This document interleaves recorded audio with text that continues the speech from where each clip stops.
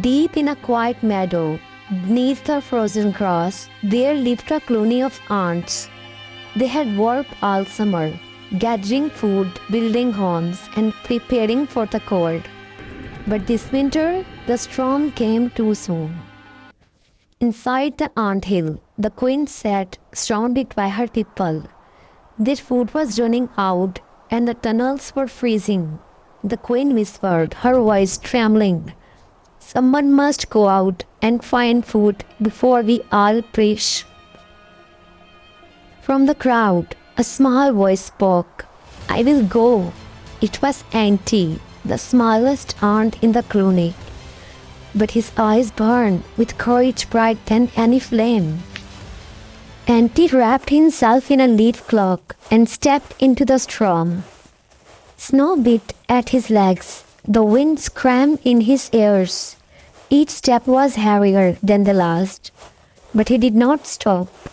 He kept walking because his home was counting on him.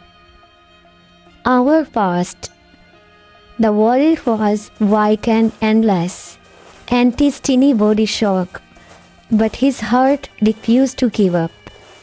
Then, though the snow, he saw it, a seed, enough to feed the colony. He dug with numb hands, pushing, pulling, until a great gust threw him down the hill. The world blurred, snow light silence, and then darkness.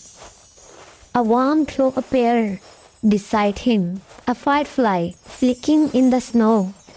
It curled Anty, shining brighter, whispering hope. And with one deep breath, Anty stood again. Together they climbed the hill, step by step. The firefly led him home, its golden light cutting through the storm.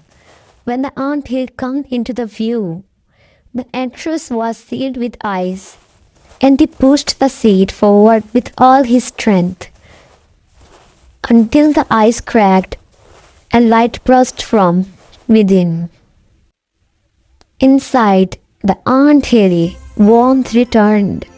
The ants cheered. The queen bowed her head and said softly, "You have saved us, brave one.